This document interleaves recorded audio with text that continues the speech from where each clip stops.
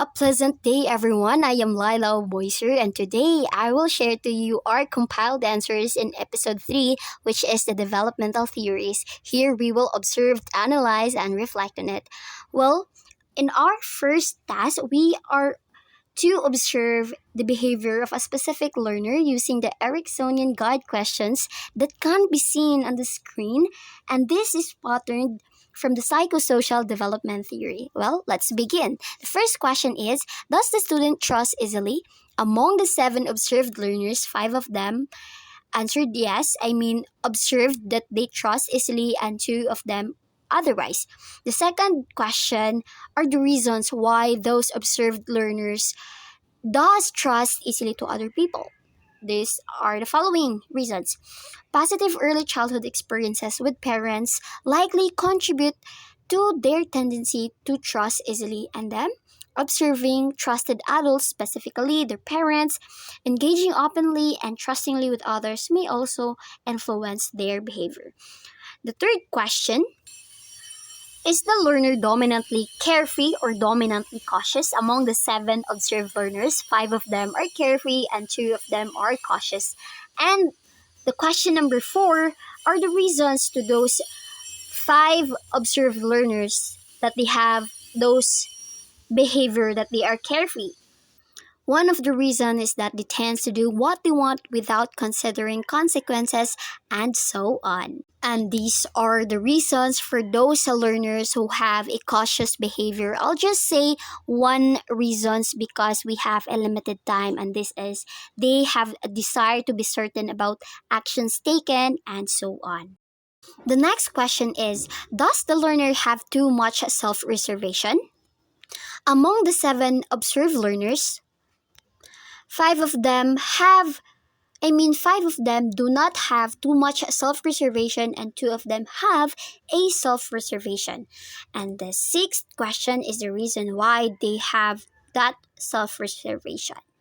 These are the reasons for those learners who have limited self-preservation. They are high dependent on their parents, and this creates a sense of security and also dependency. And these are the reasons for those learner who have a cautious behavior. They have more time for personal activities and quality time with family and friends and so on. I'll just say one reasons because again we have a limited time. The next question is: how do you describe their sense of responsibility? And among the observed learners, these are just some few of summarizes of their sense of responsibility. Demonstrates rather a strong commitment and responsibility, particularly in academic studies. It takes initiative in tasks and projects, showing trust in others' ability, and so on. The next question: if you are to generally look at your descriptions, is it too much or too little?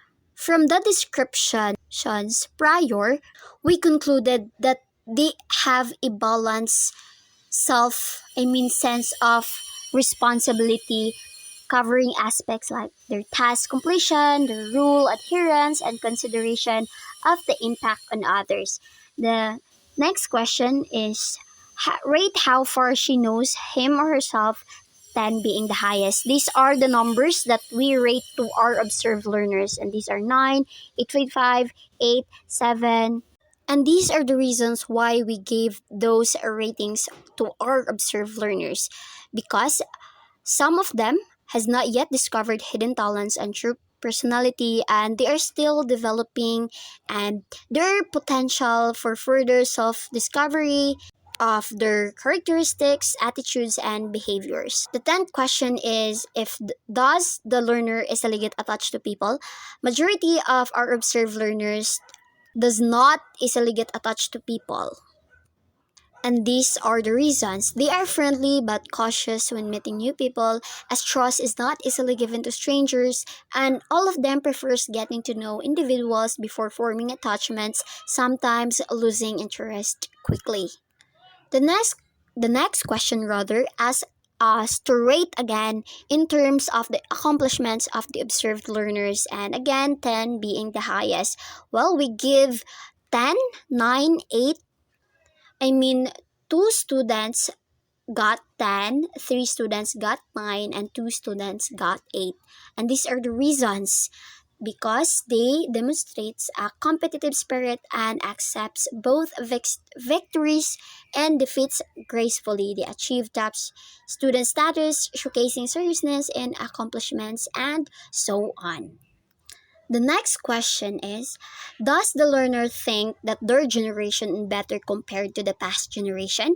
Majority, I mean all of the observed learners are responded yes, and these are the reasons why. According to them, this generation have access to advanced technology and information, improving an overall quality of life and opportunities, and perception of their generation as more inclusive and socially progressive, advocating for greater equality and diversity. And according to them, in their generation, they are more informed and aware, leading to a stronger sense of responsibility. Moving on, the information from the guided question observation is utilized to analyze if the personality of our observed learners is dominantly maladaptive or malignant in the context of Erickson's theory.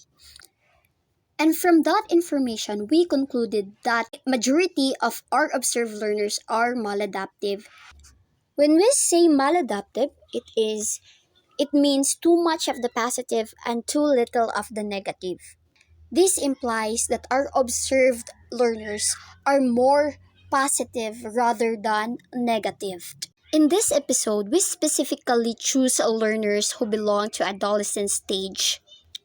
And based on the theory of Erik Erikson's, maladaptive adolescent learners are being self-righteous, and this is aligned to the questions which ask about if the learners are dominantly carefree or dominantly cautious, and majority of them are carefree because this age, according to them, they believe in themselves. They do not consider consequences, and they just do what they want to do. And here are the reasons. We also put some reasons why we have come up with the conclusion that majority of our observed learners are maladaptive. There are factors why those observed learners have those kinds of behaviors, and through triangulation, we interview their parents and ask them what it is like raising the learners when they were an infant and toddler. The responses of the parents differ from each other. And among the 7 parents, 5 of them are authoritative and 2 of them are permissive. When we say authoritative, these are the parents who give too much affection and too much restriction, and permissive, these are the parents who give too much affection and too less restriction. And this can be anchored to the Burgos Friedrich Skinner's reinforcements. According to the parents, specifically those authoritative parents, they give a negative reinforcer to their children, especially punishment.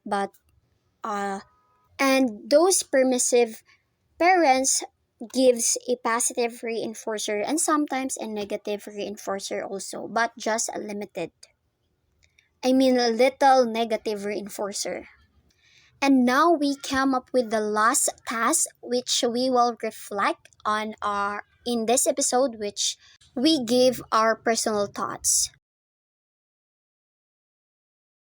And this is our learning evidence. Actually, we contemplated on what to put here because we are not allowed to put pictures of our observed learners. So we just put their achievements.